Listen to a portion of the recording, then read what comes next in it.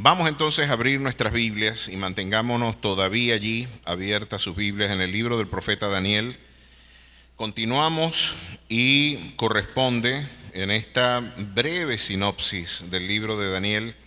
En el capítulo 4 de este libro tenemos un episodio interesante para hoy meditar y de alguna forma explorar con detenimiento y con todo rigor. Es algo por demás interesante la forma en la que este libro nos viene a decir tantas cosas que la verdad en nuestra intuitiva, ingenua y folclórica aproximación a la fe, muchas veces inadvertidamente no tenemos presente. Tenemos un Dios que está hablando también a los sectores del poder político. Estamos hablando de un Dios que está dando una aproximación a los diversos avatares geopolíticos del mundo antiguo y que también nos advierte cuáles serán los escenarios geopolíticos del mundo en el cual Él tendrá manifestación, y la parousia de nuestro Rey y Salvador nos está anticipando cuál será el conjunto de realidades que formarán parte de la experiencia histórica de la condición humana.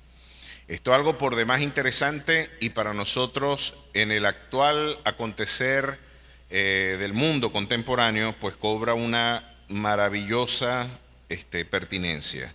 Pero vamos a estar en el capítulo 4 de Daniel, un episodio que nos permitirá reflexionar sobre algunos de nuestros grandes temores, que tiene que ver, entre otras cosas, con la forma en la que se gestiona el poder político. Muy bien, tenemos acá algo por demás interesante, y es que si usted téngala allí en el capítulo 4 abierto, me gustaría antes de leer brindarle un breve prólogo de la pertinencia de este texto. Y es que para nosotros la actividad política parece que es una muy mala palabra. Nosotros hemos encontrado una perspectiva bastante oscura, y hablar de política es casi que hablar de corrupción. Parece que hay una equivalencia entre política, actividad política y actividad inmoral, ¿no?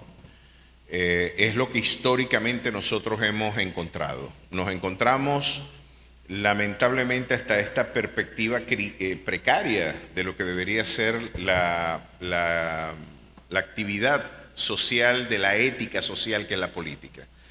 Sin embargo, nos encontramos que grandes personajes de las Escrituras nos están señalando una participación bastante clara en este tipo de actividades.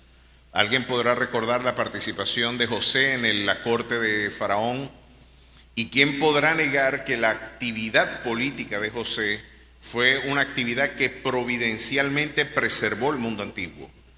Se hizo el vaticinio de 7 años de abundancia y 7 años de escasez, y todos podremos recordar cuáles fueron las consecuencias de esa hambruna y las consecuencias de esa bonanza, cómo la gestión de José vino a preservar gran número de vidas, y la gestión, la administración y la forma en la que José intervino gobernando en la corte de Faraón vino a preservar a todo el mundo antiguo de ese momento. De cualquier manera, lo que les quería comentar entonces es que hay un José y dejó un testimonio bastante interesante de lo que debe ser la gestión pública, lo que debe ser la gestión política, y vimos que se hizo con absoluta disposición ética. No podemos reprocharle a José el hecho de ser un político y ser una equivalencia de corrupción. No hay una equivalencia entre gestión política y corrupción, porque vemos que en José vimos un ejercicio por demás interesante de lo que es la actividad pública y de lo que debe ser la actividad de la administración pública proba.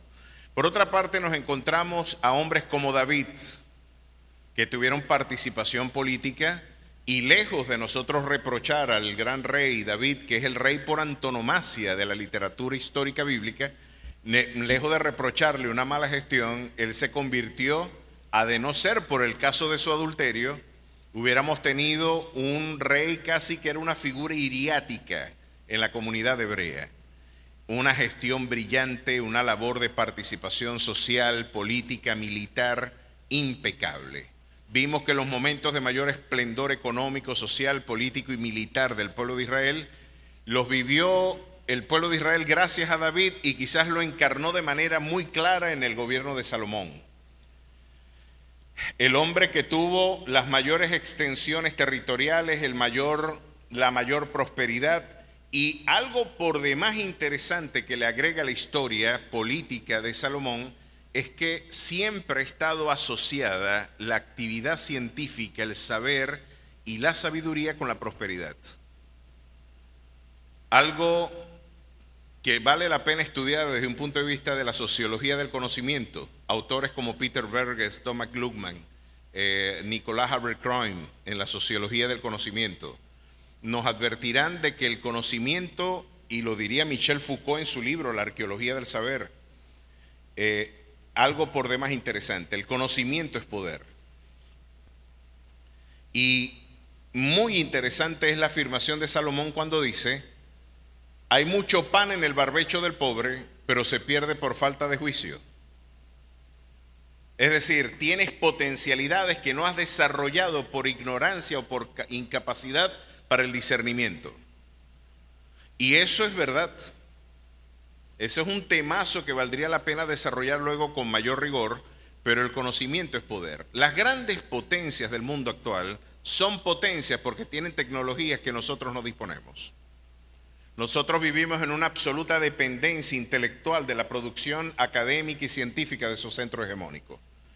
Mientras no desarrollemos físicos, científicos, biólogos y gente de ciencia, no vamos a poder competir en esa formidable carrera por la adquisición de lo que algunos autores llamaron la metabolización del hombre con su entorno. Es muy triste no saber las cosas y de alguna manera la esclavitud y la dependencia está asociada a la ignorancia. Salomón vivió el momento de mayor esplendor y no por casualidad fue el rey más sabio que ha tenido la historia. De hecho, él mismo lo dijo, que con ciencia se llenaban las cámaras, es decir, de toda suerte de bien, y con sabiduría también se haría la guerra. Esto es un temazo. Sin embargo, vemos a un Salomón, a un David y ahora un Daniel ejerciendo funciones de administración pública. Y en el caso de Daniel, ejerciendo funciones de asesoría espiritual y aún de ciencia a la corte caldea y luego a la corte persa. Nos encontramos ante un sujeto que vivió distintas transiciones, un personaje por demás interesante y quizás una de las figuras más encumbradas de la integridad espiritual, tal como la plasma las Escrituras. Daniel es uno de esos personajes impolutos que no le conseguimos un hueco en su carácter, un sujeto con una vida ética impecable, una conducta de dependencia en el Señor, un testimonio intachable en distintos escenarios y bajo pruebas de fuego. Daniel fue un muchacho que vivió en una transición de exilio. Vimos cómo producto de la apostasía nacional de las tribus del sur, en este caso de Judá, luego por la intervención militar de Nabucodonosor, luego de triunfar sobre la potencia militar del mundo antiguo que era Egipto, Nabucodonosor triunfa en la guerra de Carquemis al faraón Necao, que era el equivalente al Trump contemporáneo. Las grandes alianzas políticas que tenía Israel para aquel momento con Egipto eran las garantías de su integridad y bienestar. Cuando Jeremías profetizaba lo que vendría sobre el pueblo y más bien su liderazgo político decía: aquí no nos va a pasar nada. Nuestras alianzas con Egipto son la garantía de la preservación de nuestra integridad. Este muchacho hay que meterlo preso, siléncienlo, pero no permitan que esta profecía procaldea siga difundiéndose en nuestra tierra. Porque pónganse ustedes en el lugar de un Jeremías, la soledad heroica y la personalidad, yo diría incluso excéntrica, de estos personajes. Eran excéntricos, eran tipos, se vestían como las estrellas de rock, porque tenía una pinta loco Juan el Bautista, muchacho. Si usted le dice, mira cómo va a venir vestido el predicador, no va a venir enflusado ni va a venir de etiqueta, no, el tipo se puso unas cueros de camello y amarrado con un mecate. El tipo no se corta el pelo ni la barba. Ahora usted imagínese un tipo vestido con el cuero de camello, amarrado con un mecate, con el mismo mecate de la hamaca, se amarraba, era el cinturón, flaquito, injillío, porque no comía cualquier cosa, con la barba que le llegaba a la cintura y el pelo también por la cintura. Y ese es el predicador de hoy. A juzgar por nuestros prejuicios estéticos, Juan el Bautista no predicaría en muchas de nuestras iglesias. Es interesante, vale la pena explorar a una excentricidad de estos personajes. Pero el pobre Jeremías, que lo han llamado el profeta llorón de manera irrespetuosa muchas personas, pero ¿quién no va a llorar cuando ves morir a tu nación? Cuando lo que Dios te mostró y Dios te reveló es que tu nación va rumbo a una decadencia ya de irrecuperable condición. Cuando tú ves morir a tu patria. Y el libro de Lamentaciones, que es un conjunto de cánticos luctuosos, funerales, que nos hablan del deterioro moral y espiritual del pueblo de Israel, es un testimonio vívido del dolor del profeta viendo morir a su pueblo. Lean el libro de Lamentaciones y ustedes verán los cánticos. Así se canta como en el canto necesario, en el canto comprometido, por el quebranto, por el afligido, como lo tuvimos acá con grandes exponentes de nuestra poesía latinoamericana, Atahualpa Yupanqui, Julio Neuhauser, el mismo Silvio Rodríguez, nuestro Alí Primera, que lejos de abanderarme y querer identificarme con alguna postura política, ¿quién puede negar el valor de su poesía? ¿Quién puede negar el valor de la actividad crítica allí compartida? Pero en el caso de Jeremías, como muchos lo han dicho, fueron los profetas y el pueblo de Israel el primer pueblo que utilizó la música para denunciar cosas. Fue el primer pueblo que utilizó, de hecho, muchos cuando hacen arqueología de la actividad musical, de la trova, dicen que el origen de la trova está realmente en el pueblo hebreo. Fueron los que cantaban y decían, maldiciendo aún el día de su nacimiento.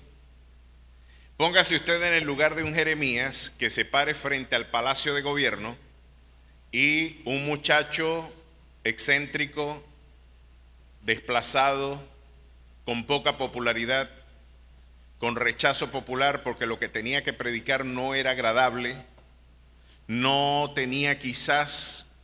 Ezequiel dice, ellos decían que yo era como un dulce cantor para ellos, pero nadie de ellos me escuchaba. Hablas bonito, pero no nos interesa lo que dices.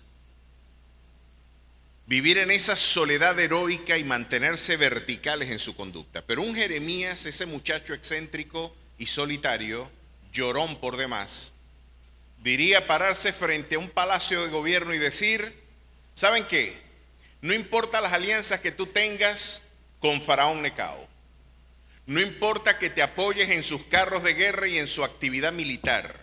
No importa las competencias tecnológicas que tenga ese pueblo, porque Jehová vendrá y visitará a este pueblo con juicio. Nuestros jóvenes serán asesinados y serán llevados al exilio. Nuestras mujeres serán muertas y violadas. Nuestros niños morirán al punto que las madres se comerán a sus hijos. No importa lo que ustedes hagan, ya Dios decidió traer juicio sobre esta nación. ¿Y saben quién lo va a ejecutar? Una potencia del norte vendrá y sitiará esta ciudad y nos llevará cautivos. Repetir lo que Jeremías dijo todavía es peligroso. ¿Se están dando cuenta qué impopular debió haber sido este muchacho? Y alguien podría hoy decir, Jeremías era pro-yanqui porque dijo una potencia del norte. Estaba hablando de Nabucodonosor, el personaje de hoy.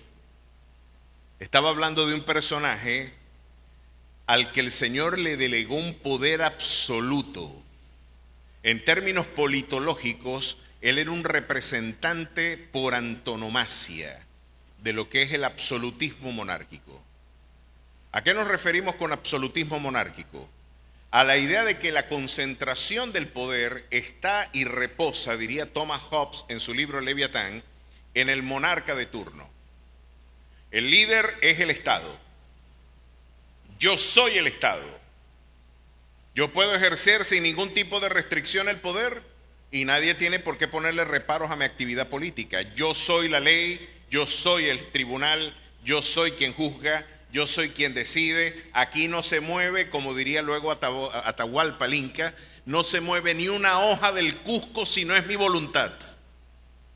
O como luego diría Hirohito en Japón, afirmando que era una divinidad.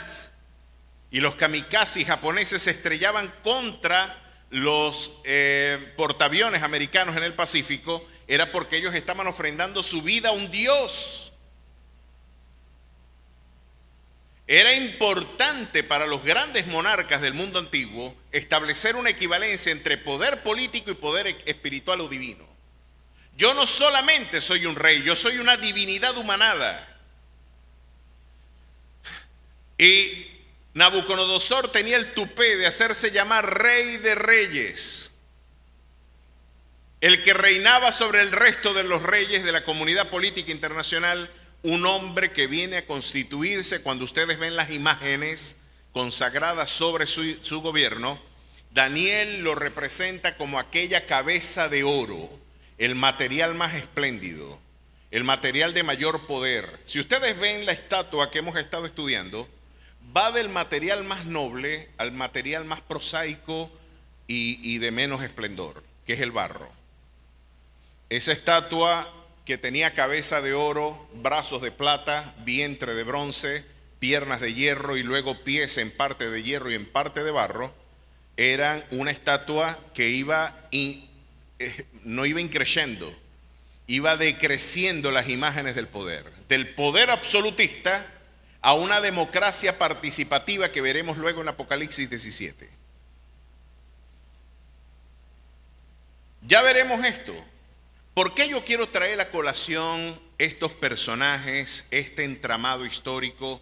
¿Qué pertinencia tiene para la venezolaneidad del siglo XXI? ¿Qué tiene que decirnos la vivencia de Nabucodonosor y su experiencia geopolítica a nuestra fe en el día de hoy?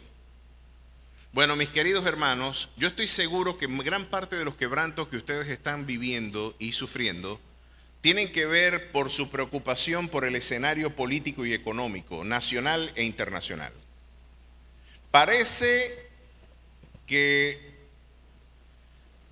lo que decía en una ocasión, si mal no recuerdo y creo que esta afirmación es de Platón, es que nosotros no ocuparnos de la actividad pública, el precio de no participar en la actividad pública es que nos gobiernen los peores. Cuando usted no quiere participar, la pereza en su participación tendrá un elevado costo. Hay gente que sí quiere tener poder. Hay gente que sí quiere tener protagonismos sociales. Y muchas veces no para perseguir el bien común, sino para perseguir bienes personales. Hannah Arendt, la famosa pensadora judía, después de la Segunda Guerra Mundial, una de las grandes preocupaciones que Hannah Arendt tuvo era justamente explicar cómo se podía justificar lo que sucedió en Europa en la culta Alemania del primer tercio del siglo XX. El pueblo con mayor esplendor cultural de Occidente era Alemania. Nada más y nada menos que vio nacer a George Hegel, a Karl Marx, a Feuerbach. Todos los pensadores de mayor influencia en Europa eran alemanes. Immanuel Kant. Le dieron el giro copernicano al planteamiento filosófico de Occidente. Schelling, Fichte, Schopenhauer, Friedrich Nietzsche. Todos eran de origen alemán, tenían nombres de antibióticos. Ya ustedes pueden verlo. Sujetos que le dieron un giro copernicano a la cultura. Ahora, ¿cómo pudo un pueblo tan culto, tan encumbrado, no solamente en el ámbito filosófico, en el ámbito de la música, en el ámbito del diseño, en el ámbito del arte? No por casualidad es el origen del romanticismo. Con Schelling tenemos a un von Humboldt también, que fue un explorador famosísimo que hizo vida en Venezuela también, y en Latinoamérica y era de origen alemán. La Reforma protestante la tenemos en Alemania con Lutero y tuvimos a los grandes pensadores. Martin Heidegger era alemán y la pregunta que hacía rascarle la cabeza a Hannah Arendt era cómo pudo venir de este pueblo que tiene la mayor élite intelectual de Occidente, Auschwitz. ¿Cómo pudieron matar a 6 millones de personas e ir a marcar una tarjeta como si quien va a un trabajo, pues, a matar un perro, a matar pajaritos, a matar visures? ¿Qué pudo justificar este tipo de conductas? Y en Eichmann, en Jerusalén, ustedes saben que un arquitecto del diseño de los planes de los campos de concentración alemanes fueron capturados por el Mossad en Israel, en Argentina. Ese es un peliculón para ver el domingo, ¿oyeron? El Mossad se metió en Argentina, consiguió al tipo que que cambió el nombre y su identidad, se dieron cuenta que era Eichmann, el mismo que había promovido la muerte de los judíos, lo capturaron y se lo llevaron y lo pusieron en Jerusalén y empezó un juicio contra este sujeto. Hay testimonios que dicen que el mismo Eichmann, cuando estaba siendo interpelado por el tribunal en Israel, el tipo escupió ahí y dijo, ese escupitajo vale lo mismo que la gente que yo maté.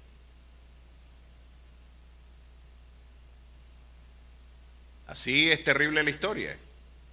Pero por otra parte, Hannah Arendt distingue, veíamos un tipo bien educado, culto, impecablemente vestido y ataviado, que había matado gente de manera sistemática. ¿Qué hay detrás de esa maquinaria para generar un monstruo de esa naturaleza?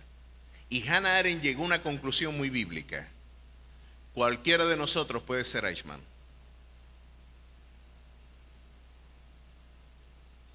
¿Y sabe qué? Sin Cristo, usted y yo seríamos peores que el resto del mundo.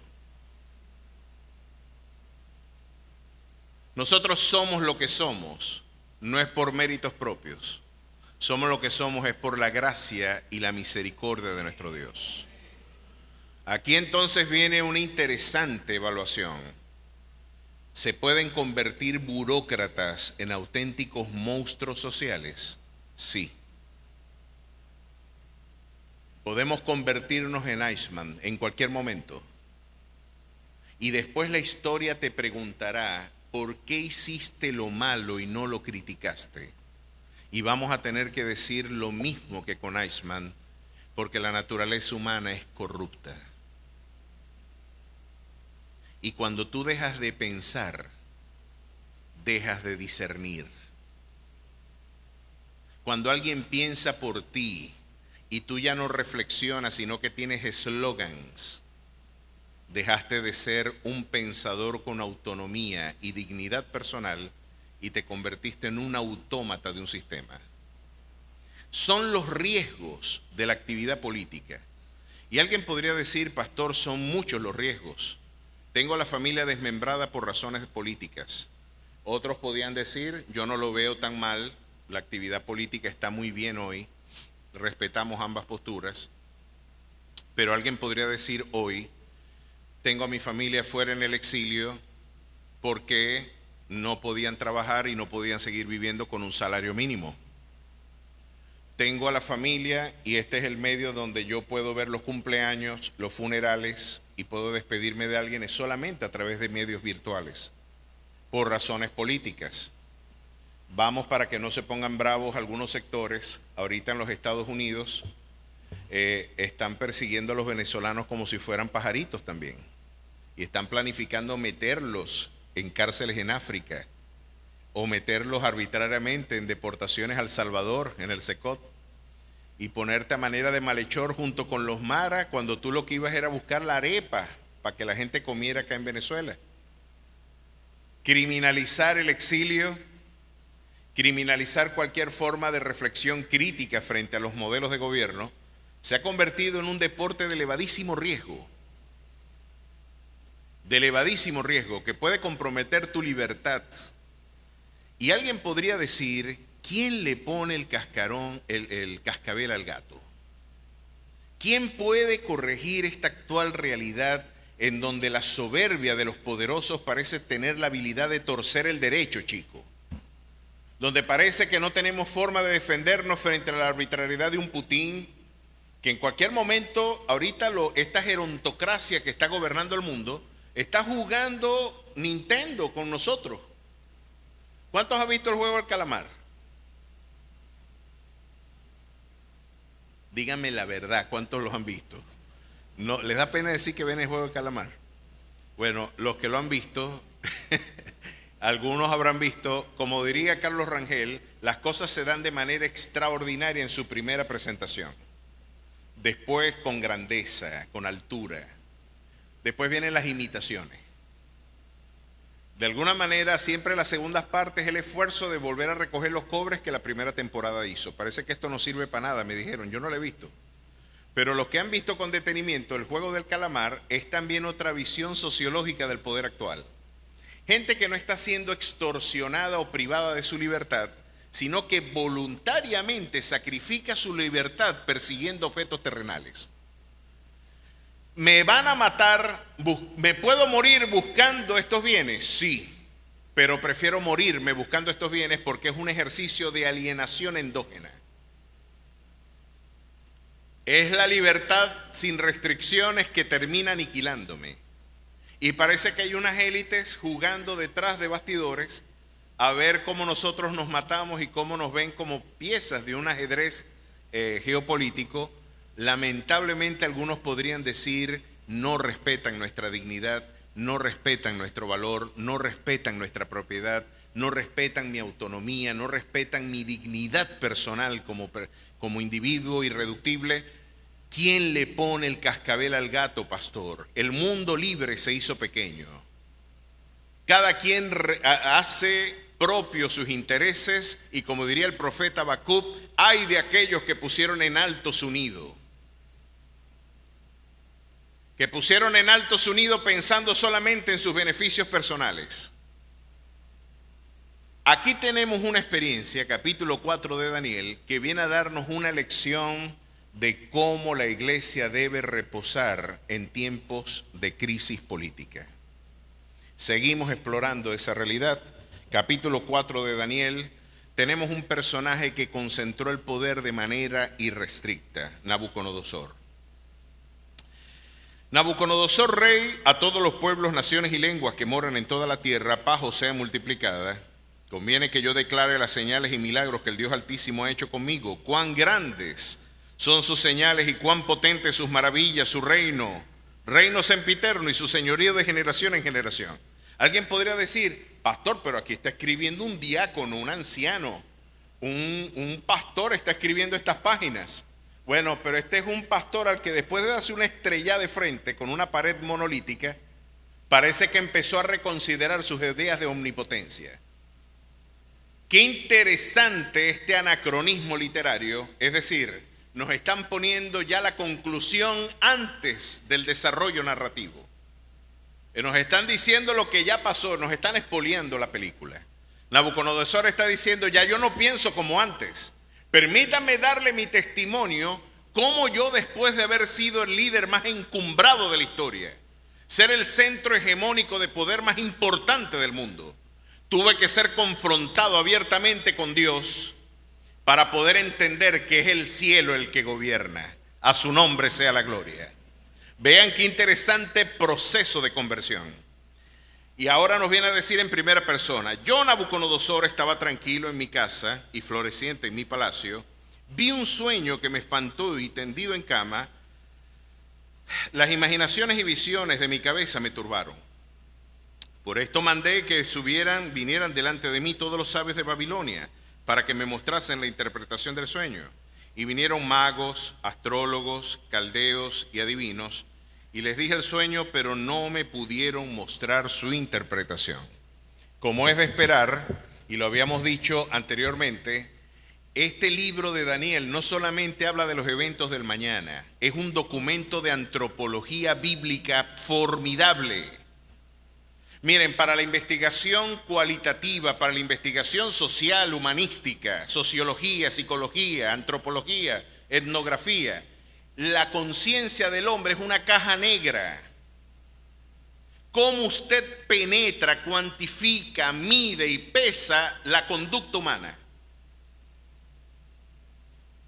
El sueño que tuvieron en el siglo XIX de hacer física social de Augusto Comte es imposible. Yo no sé lo que se esconde en el corazón del hombre. Yo tengo que, desde rasgos fenomenológicos, desde la interpretación de eventos conductuales, ver la actividad espiritual del hombre como un epifenómeno, como una respuesta más bien, que a través de lo fenomenológico de la conducta es que yo puedo discernirla. Pero yo no puedo penetrar dentro del corazón y decir, el amor por tu hijo pesa 500 kilos. O meterme en el corazón tuyo y decir, la rabia que tú sientes porque no te pagaron pesa 2 millones de kilogramos y creo que está creciendo en peso. No puedo decir eso, no puedo cuantificarlo, no puedo medirlo. Pero aquí Dios está diciendo la impotencia de la actividad precientífica y aún científica es evidente.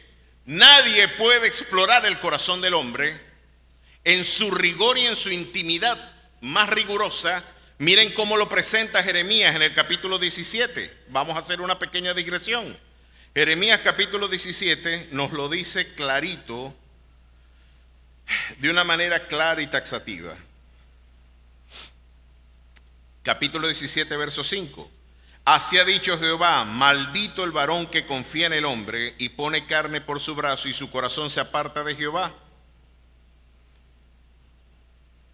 Bendito el varón que confía en Jehová y cuya confianza es Jehová. Verso 9. Engañoso es el corazón más que todas las cosas y perverso. ¿Quién lo conocerá? Por eso está bajo juicio de maldición el que confía en un hombre. Primero, tú no lo puedes conocer a plenitud. Y poner tu confianza en algo que tú desconoces es un acto de necedad. Es maldito el hombre que confía en el hombre. Por eso no confiamos en hombres. Nuestra confianza está puesta en el Señor. Y ahí es donde tenemos una lección categórica. ¿Saben por qué Jeremías tuvo que decirle esto? Porque Joacín insistía en decirle a Jeremías, yo tengo a Faraón Necao, es amigo mío. Sus competencias militares son suficientes para desafiar la profecía que tú traes. ¿Qué es el reino caldeo y asirio al lado de la omnipotencia militar de Egipto, vale? ¿Qué es el reycito tuyo con el que tú me estás amenazando? No es una amenaza cuando tú lo pones en una balanza junto al faraón Necao. Y Jeremías le está diciendo, es maldito el hombre que confía en el hombre y que viene a poner su confianza en el brazo del hombre y su corazón se aparta de Jehová. Mis hermanos, la dependencia saludable es solamente la dependencia en el Señor. La única dependencia irrestricta y absoluta de nuestro corazón tiene que ser en el Señor. Pero entonces ahora ni los caldeos, ni los adivinos, ni los astrólogos, ni los magos podían adivinarle el sueño a Nabucodonosor. Una confesión de impotencia metodológica, de impotencia espiritual y científica también. No podemos entender lo que tus sueños traducen. No podemos penetrar en esa dimensión de la conducta humana que es una caja negra aún para la investigación más adelantada.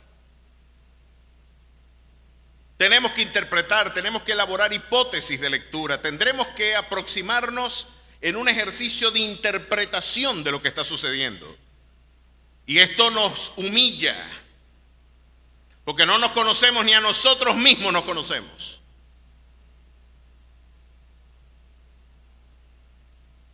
Pero entonces el Señor viene una vez más y le dice al soberbio Nabucodonosor y a la soberbia de sus asesores, yo sí puedo explorar lo íntimo del corazón. Y yo sí tengo ojos como llama de fuego y yo sí exploro lo más íntimo de tu ser y de tu corazón.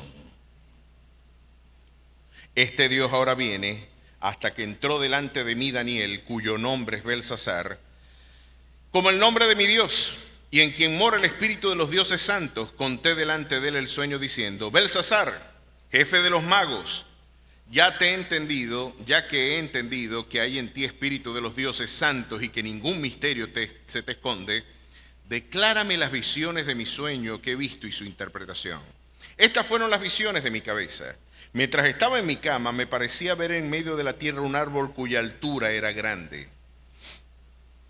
Crecía este árbol y se hacía fuerte, y su copa llegaba hasta el cielo y se le alcanzaba a ver desde los confines de la tierra. Su follaje era hermoso y su fruto abundante, y había en él alimento para todos. Debajo de él se ponían a las sombras las bestias del campo, y en las ramas hacían morada las aves del cielo, y se mantenía de él toda carne viva, toda carne.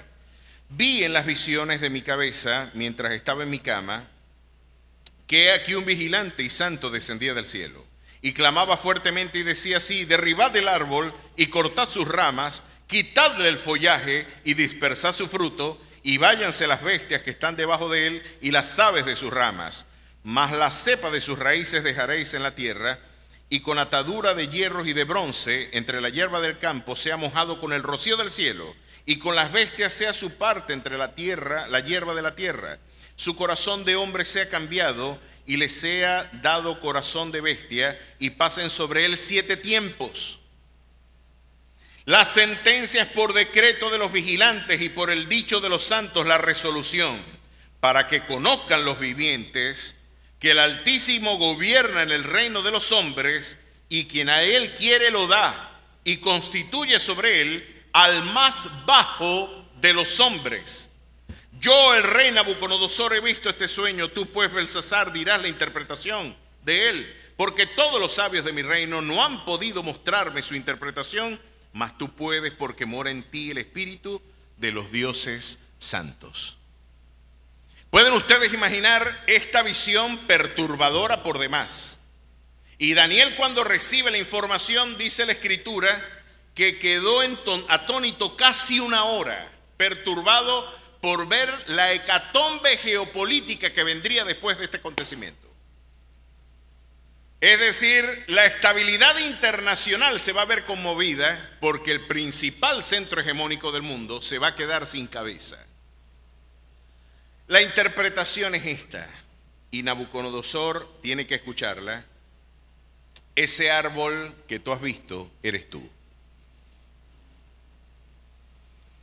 Pero el Señor, viendo la soberbia, la prepotencia, la autosuficiencia y la arrogancia que caracteriza tu gestión, estoy leyendo entre líneas, así nos lo presenta Daniel. Daniel lo hace de una manera muy elegante. Y esto es algo que me llama la atención. Alguien podría decir que Daniel era jaleti. Chico, este fue el tipo que destruyó a su nación. Este fue el tipo que lo llevó al exilio. Este es el tipo que, de ser cierto lo que Flavio Josefo, el historiador, dice, convirtió a Daniel en un eunuco. Le cambió el nombre y lo dejó en absoluta devastación personal y nacional. Y Daniel se dirige a él de una manera tan respetuosa y amable. Entonces Daniel, cuyo nombre era Beltsasar, quedó atónito casi 1 hora, y sus pensamientos lo turbaban. El rey habló y dijo: Beltsasar, no te turben, ni el sueño ni su interpretación. Beltsasar respondió y dijo: Señor mío. Miren qué forma de dirigirse a tu político agresor. Al mayor agresor de la vida de Daniel fue Nabucodonosor. Y él lo llamó Señor mío. El sueño sea para tus enemigos y su interpretación para los que mal te quieren. ¿No sería mejor que el sueño fuera para él, para que el Señor se cobre lo que él me hizo? Miren la estatura espiritual de este formidable hombre de Dios, que oró por la bendición de aquel que lo agredía. Aquí tenemos una cátedra, los cristianos, de poder orar por nuestros agresores políticos. interesante ver, y yo creo que aquí no estamos ante un hipócrita, ni ante una postura impostada, no, de ninguna manera. Hermanos, tanto los gobernantes como los gobernados tenemos que persuadirnos quién realmente está dirigiendo la historia. No somos nosotros, ni tampoco nuestros caudillos. El Señor justamente viene a poner en perspectiva nuestros peores temores en la demostración de este sueño. Y le dijo, ese árbol eres tú. Sobre tu gobierno muchos se alimentan. Muchos dependen del esplendor de tu gobierno. Tú eres un tipo con muchísimo poder, tanto que hasta las aves del campo vienen y se refugian, encuentran morada bajo el abrigo de tu ejercicio político. Muchos estarán diciendo, imagínate si este hombre pierde el poder, lo que yo pierdo. Muchos ven el poder así. Pero el Señor estaba dispuesto a darle una cátedra de humillación a los que con autosuficiencia piensan que son el gobierno irrestricto y absoluto. Aquellos que decían como el viejo poema argentino, sobre la pampa mi caballo, sobre mi caballo yo, y sobre yo solamente está mi sombrero. Ah, sobre tú solamente está su sombrero. Ya vais a ver quién es el que manda aquí. Y esto es la experiencia consoladora que la iglesia debe abrazar en tiempos de dolor y de crisis. Aquí es donde viene el Señor a decirnos, vamos a cortar ese árbol y todo su esplendor. Te vas a quedar, Nabucodonosor, sin nada y vas a tener que afrontar un episodio. Miren, es tan tremendo lo que Nabucodonosor y la forma en la que el Señor de alguna manera puede tratar con nuestra soberbia, porque déjenme decirles, mis queridos hermanos, que la soberbia es el peor pecado, es el pecado que convierte ángeles en demonios. La soberbia es el pecado de Satanás. Ese sentimiento de arrogancia, de prepotencia, de autosuficiencia, que muchos de nosotros escondemos detrás de alta autoestimación. En realidad mucha gente no es que tiene alta autoestima, lo que está es escondiendo su precaria autopercepción detrás de una fachada de presunta omnipotencia. Pero aquellos que consideran que por tener el poder político son algo distinto y debe haber sobre ellos algo maravilloso, yo soy alguien diferente. Hay una patología incluso que se conoce como megalomanía, donde los que ostentan el poder tienen delirios de grandeza. Fue el caso de Nabucodonosor. Y las iglesias, ustedes se podrán preguntar, ¿tenemos esos episodios en las iglesias? Claro que sí. Hoy tenemos y nos encontramos con pastores que afirman de que la Biblia está por debajo de ellos. No es lo que dice la Biblia, es lo que digo yo.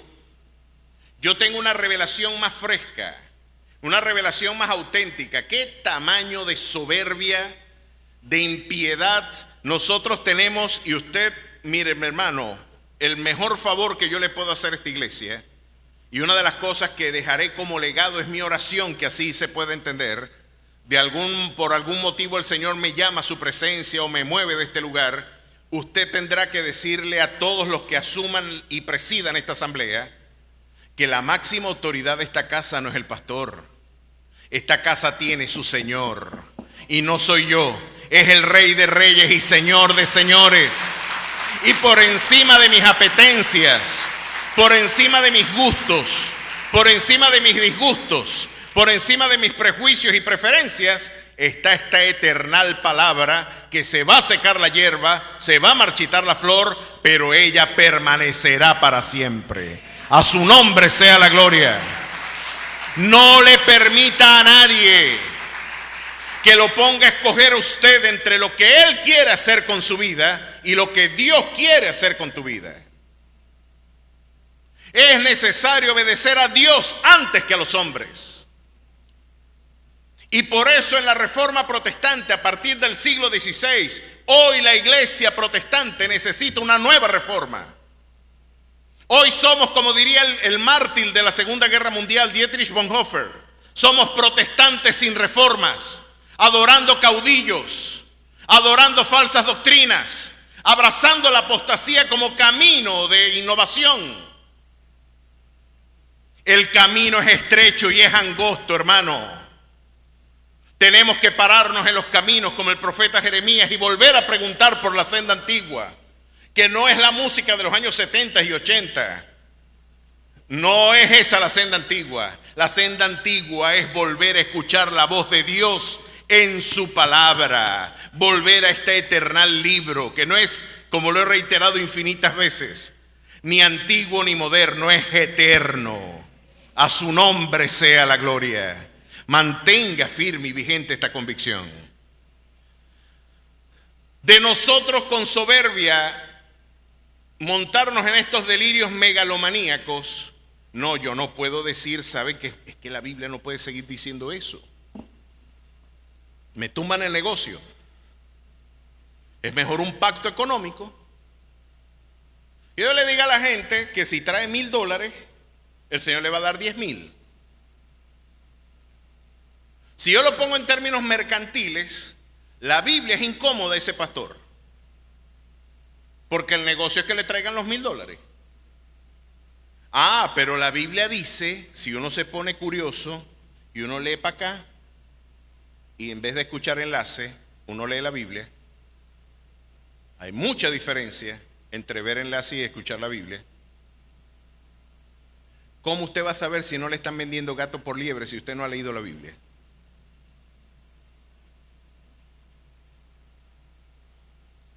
A mí me encanta que la Biblia diga lo que dice en Hechos 16.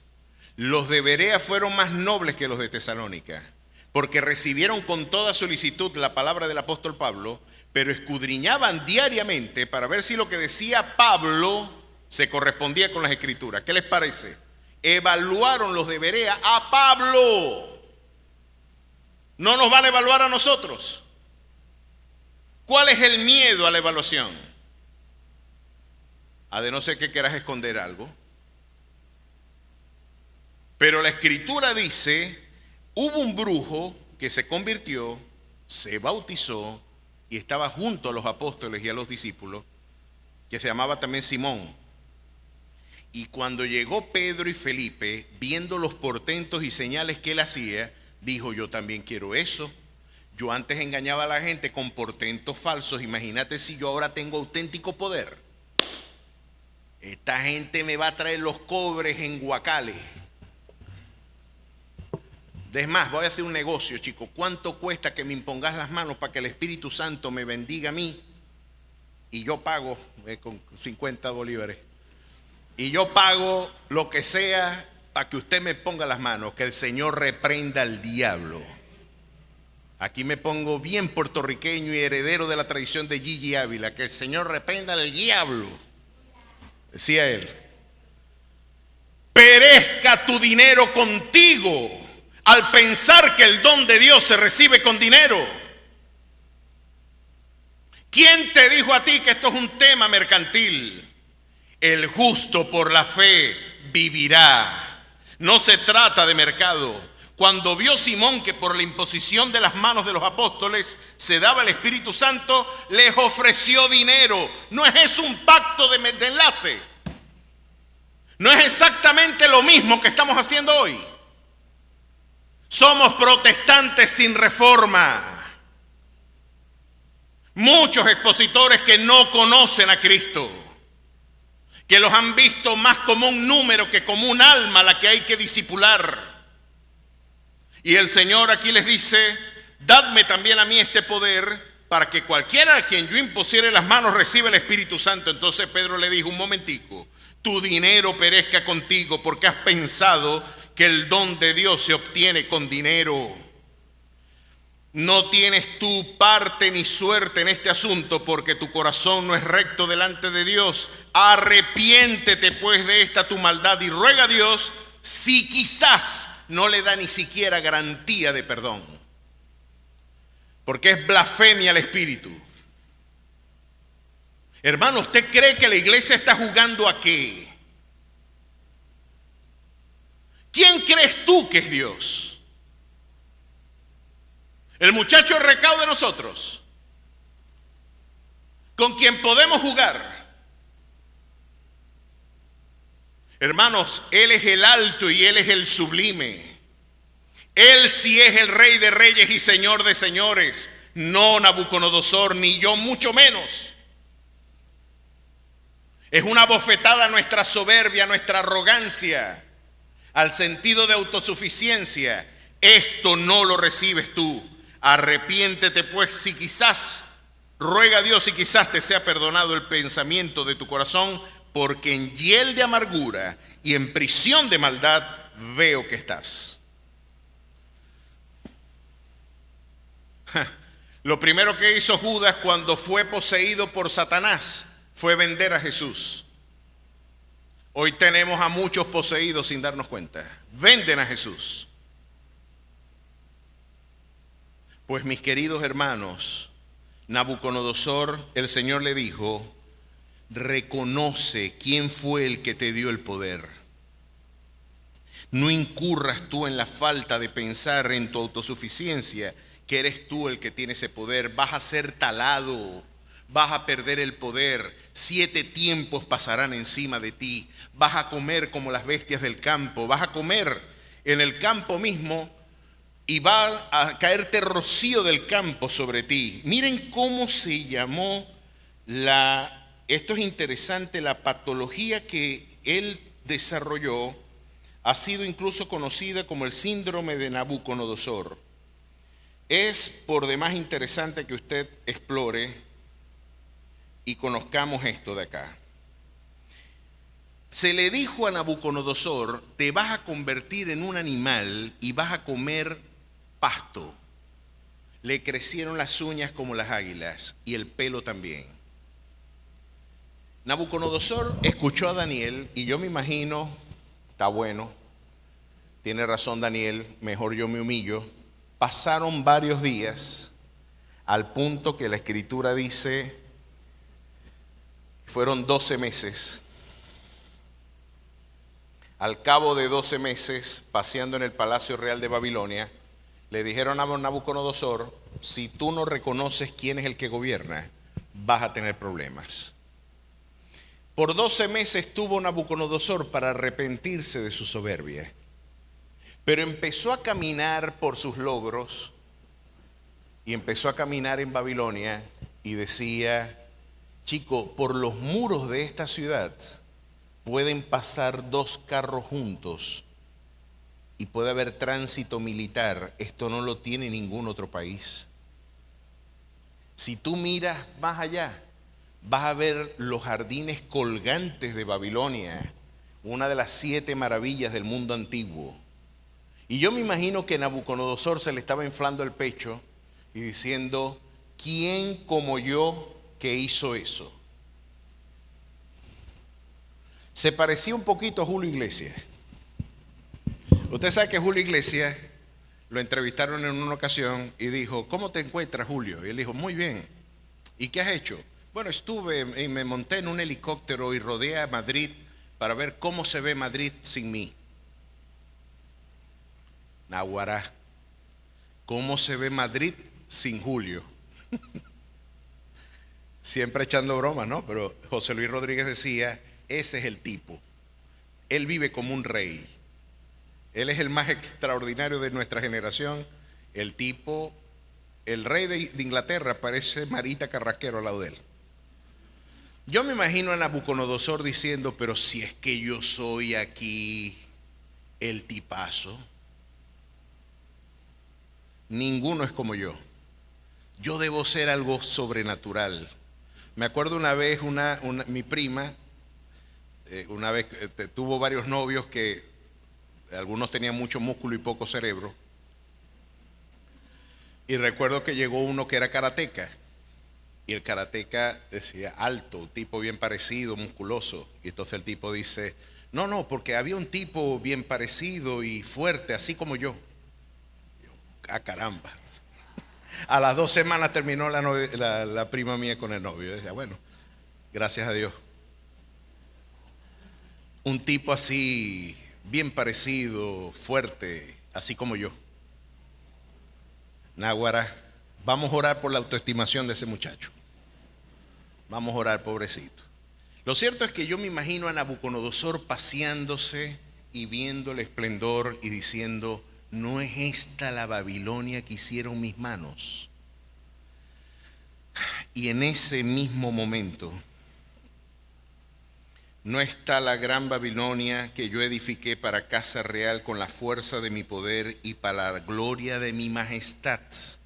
Aún estaba la palabra en la boca del rey cuando vino una voz del cielo: a ti se te dice, rey Nabucodonosor, el reino ha sido quitado de ti, y de entre los hombres te arrojarán, y con las bestias del campo será tu habitación, y como los bueyes te apacentarán, y 7 tiempos pasarán sobre ti, hasta que reconozcas que el Altísimo tiene el dominio en el reino de los hombres y lo da a quien él quiere. En la misma hora se cumplió la palabra sobre Nabucodonosor, y fue echado de entre los hombres y comía hierba como los bueyes, y su cuerpo se mojaba con el rocío del cielo, hasta que su pelo creció como plumas de águila y sus uñas como las de las aves.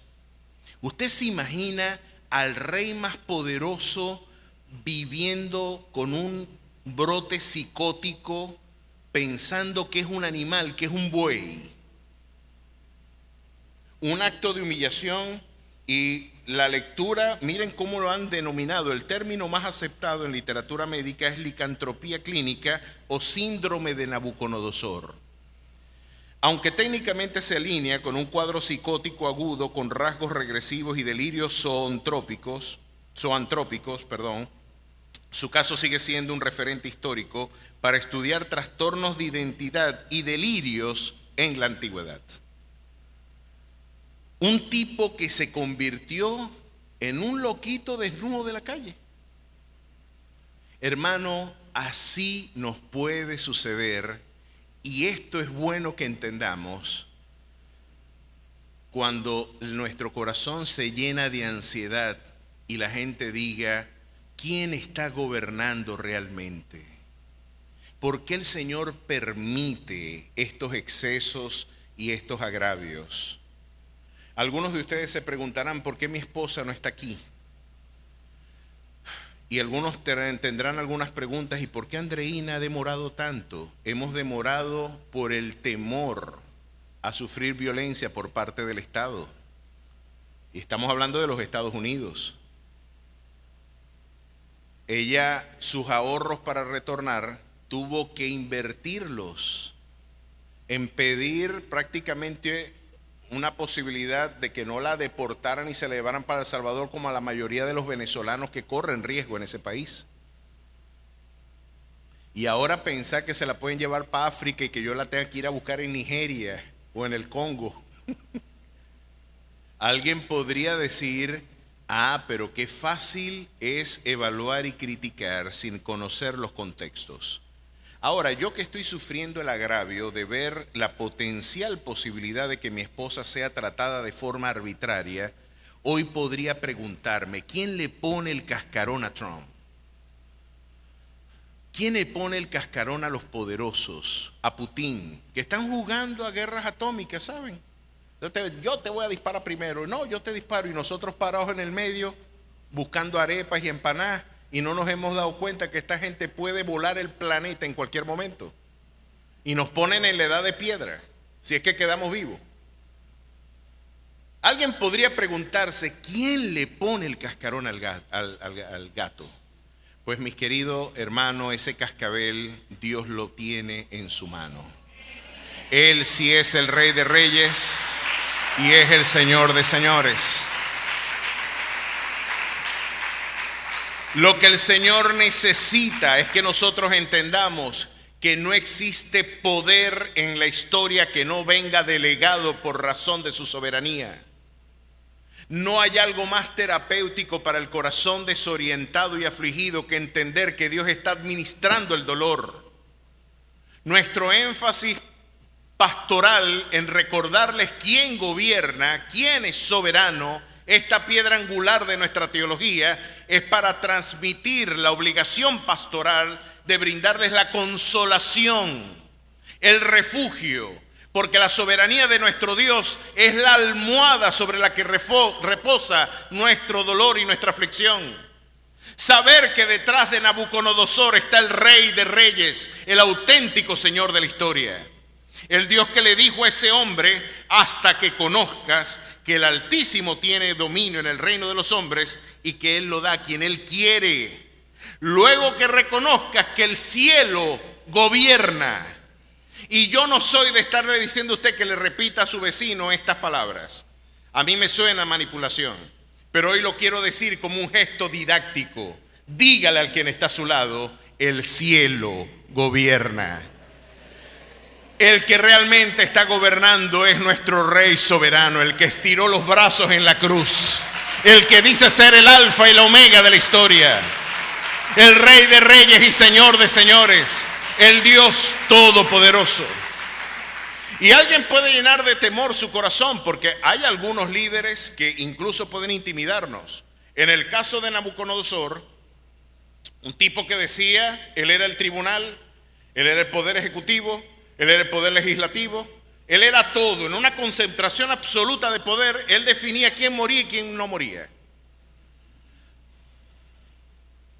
Lo convirtieron en un animal.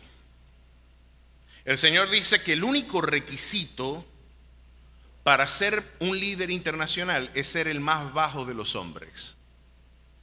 Daniel 4:17. Para que reconozcan los vivientes que el Altísimo gobierna el reino de los hombres y quien a Él quiere lo da, y constituye sobre Él al más bajo de los hombres. Lo único que un político necesita para hacer poder es ser el más bajo. Y parece que la historia lo ha demostrado muy bien. Se lo demuestro más con la Biblia, 1 Samuel 2. ¿Sí? No tenés nada de qué presumir. En la teología de la historia, el que tiene el poder es porque Dios se lo delegó. Capítulo 2, verso 6. Jehová mata y Él da vida, Él hace descender al Seol y hace subir. Jehová empobrece y Él enriquece, abate y enaltece. Él levanta del polvo al pobre y del muladar exalta al menesteroso, para hacerle sentar con príncipes y heredar un sitio de honor, porque de Jehová son las columnas de la tierra, y Él afirmó sobre ellas el mundo. Él guarda los pies de sus santos, mas los impíos perecen en tinieblas, porque nadie será fuerte por su propia fuerza. Así que Trump es por Dios, Putin es por Dios.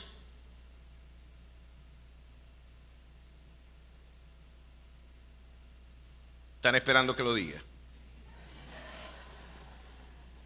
El que usted piensa quién es lo que es porque Dios lo puso. Y lo quita cuando quiere, sin límites ni restricciones algunas. Mientras tanto usted ore por ellos. Mientras tanto usted desee lo mejor a su gestión. Mientras tanto usted intervenga a favor de la vida de incluso de aquel que le agrede. Así somos, iglesia. Esa es nuestra cultura, la santidad. A su nombre sea la gloria. Esa es la vida que usted debe vivir. Ahora vamos a poner esto en un ejemplo práctico más para ya ir cerrando. Tenemos que ir terminando. Alguno podría llenarse de ansiedad. ¿Y cómo terminó la historia de Nabucodonosor? ¿Tú te imaginas que te pongan 7 años loco? Loco, desnudo, con las uñas como un águila, pelúo, comiendo pasto, desnudo, y que la gente, ¿dónde está el presidente? Allá está. Por el amor de Cristo, lo convirtieron en un animal. Es muy lamentable que esté viviendo esto nuestro querido monarca, y cómo este tipo lo pusimos allí. Aquí el Señor dice, que quería leerles un texto de Oseas, pero este es otro estudio bíblico, se nos puede hacer más largo el asunto. La semana que viene seguimos con eso.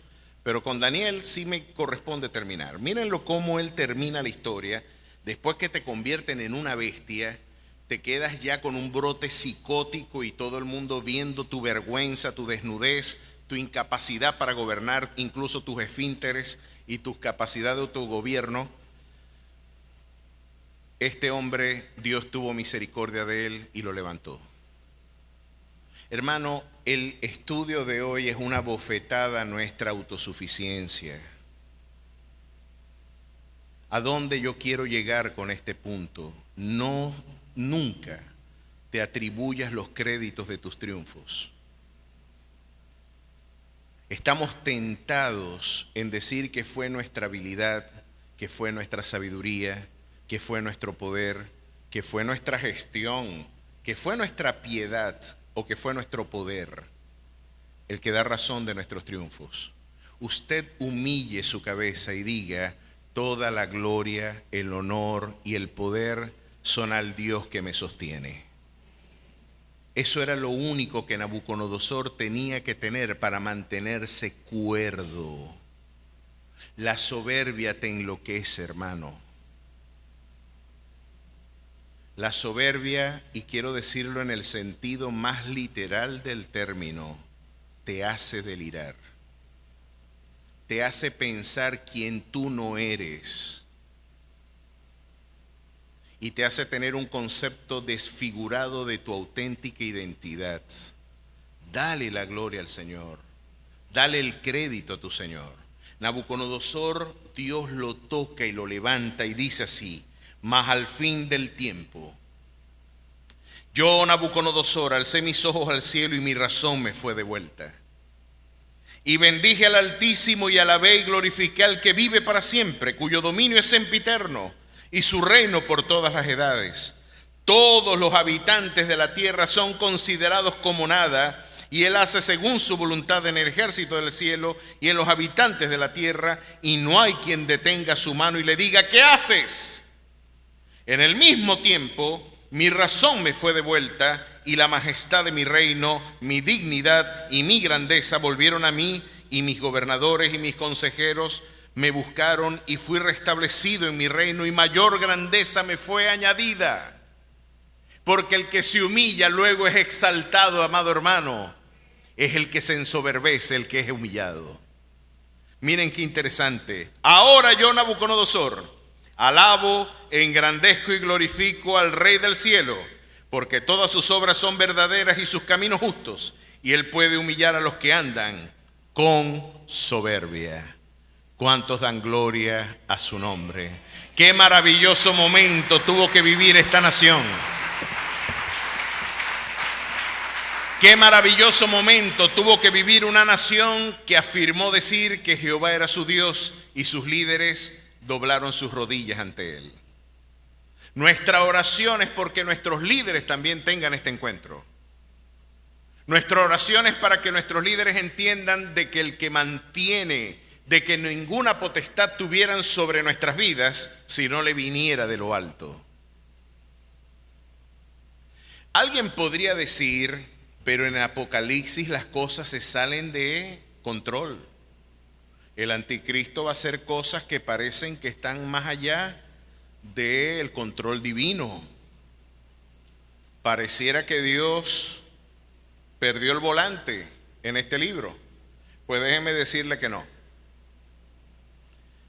El anticristo no va a poder dar un palmo hasta que el que es digno de abrir el libro y desatar sus 7 sellos no quite los sellos del libro, y él es el que va a dar la orden para que empiece la película. Soberanía pura. ¿Qué va a pasar? Y se los dejo como un anticipo. Cuando abrió uno de los sellos y oí uno de los 4 seres vivientes decir con voz como de trueno: ven y mira. Miré aquí un caballo blanco, y el que lo montaba tenía un arco, y le fue dado una corona, y salió venciendo y para vencer. Caballo blanco. Cuando abrió el segundo sello, oí al segundo ser viviente que decía: ven y mira. Y salió un caballo bermejo, y al que lo montaba le fue dado poder de quitar de la tierra la paz, y que se matasen unos con otros, y se le dio una gran espada. Guerras. Abrió un tercer sello, y oí al tercer ser viviente que decía: ven y mira. Y miré, y aquí un caballo negro, y el que lo montaba tenía una balanza en la mano, y una voz de en medio de los 4 seres vivientes que decía: 2 libras de trigo por 1 denario, y 6 libras de cebada por 1 denario, pero no dañes el aceite ni el vino. Cuando abrió el cuarto sello, oí la voz de un cuarto ser viviente que decía: ven y mira, y miré aquí un caballo amarillo, y aquí el que lo montaba tenía por nombre Muerte, y el Hades le seguía.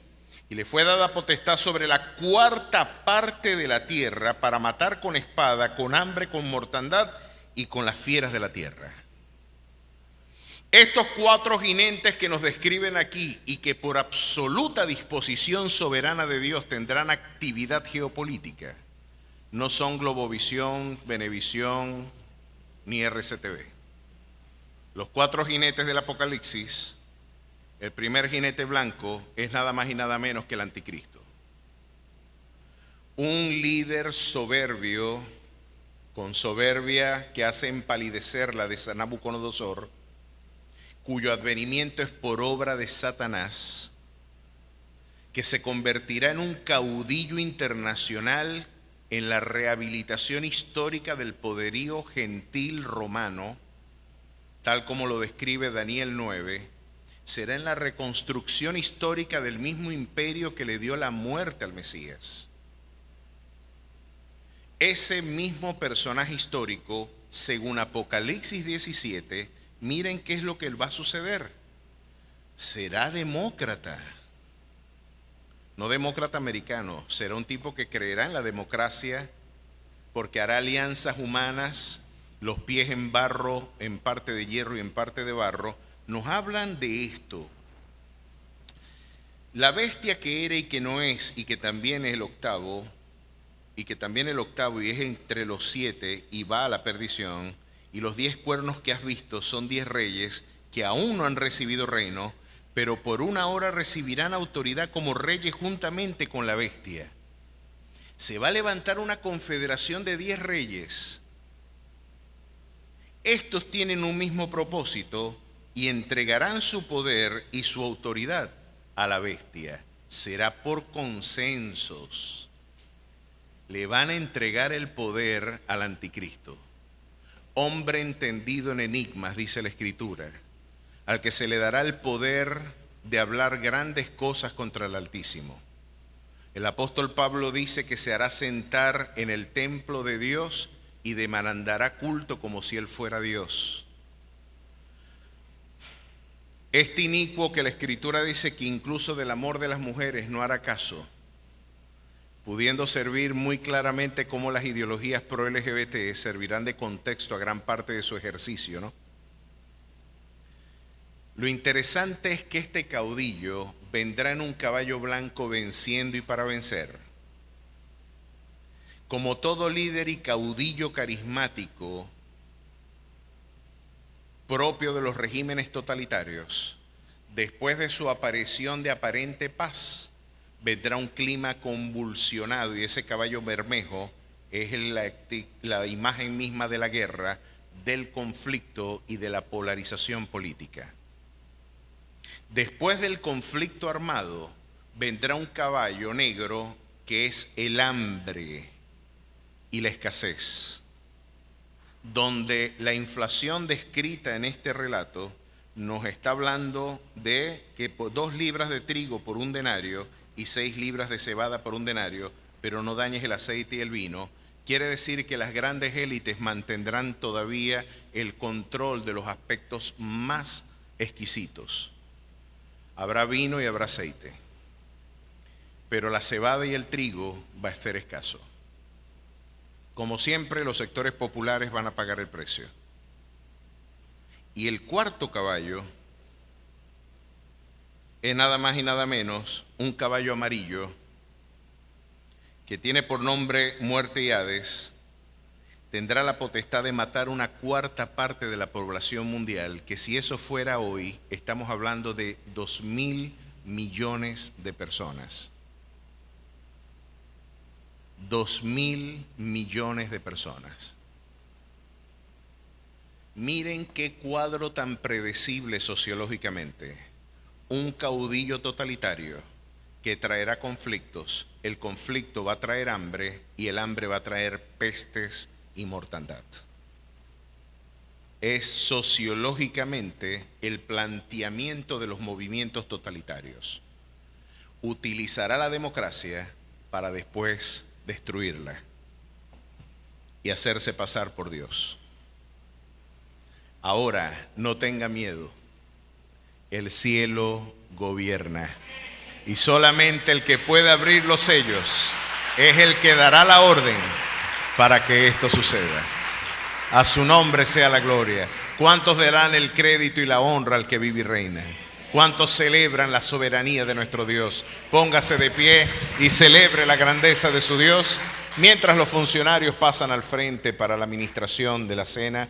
Y hoy nos sentamos, como es nuestro entender y costumbre, en la mesa del Señor, a celebrar su triunfo, a celebrar su victoria y su señorío. Qué buen testimonio tuvo después Nabucodonosor que compartir. Qué bueno. ¿Cuántos vieron la película El último emperador? En El último emperador, el emperador reconoce después de la guerra y se termina convirtiendo en un noble jardinero, y después de la arrogancia y prepotencia imperial que él tenía y ostentaba, es curioso que cuando le preguntan, ¿y usted era el emperador?, él responde y dice, no, yo soy solamente un simple jardinero. Eso es lo que somos, mis queridos hermanos, y no es falsa modestia cuando decimos que toda la gloria es del Señor. ¿Ha usted meditado lo débil y frágil que somos? Nuestra fragilidad es abrumadora, mis queridos hermanos. Un pequeñito trombo inadvertido nos puede dejar paralizados. Un pequeñito trombo puede hacer que estemos sonriendo y de repente morir súbitamente. Se estima que quizás Alejandro Magno, uno de los personajes que estudiaremos más adelante, el hombre más poderoso de la tierra en su momento, lo más probable fue que murió picado por un zancudo. El hombre más poderoso lo mató un zancudo. Somos frágiles, hoy somos, mañana no. Hay mucha sabiduría detrás de la humildad, del reconocimiento de nuestras limitaciones, del reconocimiento que no tenemos, no somos ni siquiera gestores de nuestro mañana. Claro que yo responsablemente debo tomar decisiones, como lo dijo Stephen Hawking en una ocasión. Aún el creyente más sólido en la fe de la soberanía de Dios mira a los dos lados en una calle antes de cruzarla. Esto no es una invitación a la pasividad irreflexiva. Es una invitación a la dependencia saludable y restricta y decir, Señor, en tus manos está mi mañana. No necesito ser humillado como Nabucodonosor. Muchos sí hemos entendido esta lección viviendo lo que él vivió. Muchos hemos sido humillados por Dios para luego reflexionar en torno a nuestra identidad y designio. Pero no necesita usted vivir como una bestia del campo. Medite en su palabra, explore su minusvalía, reconozca su debilidad y mire cómo Jesús lo dijo: aprendan de mí, que soy manso y humilde de corazón, y como consecuencia va a tener reposo tu alma. Yo hace tiempo cambié el concepto de autoestimación por Cristoestimación. Yo no me autoconstruyo, yo no me autopercibo. Yo soy lo que soy, es por la gracia de mi Dios.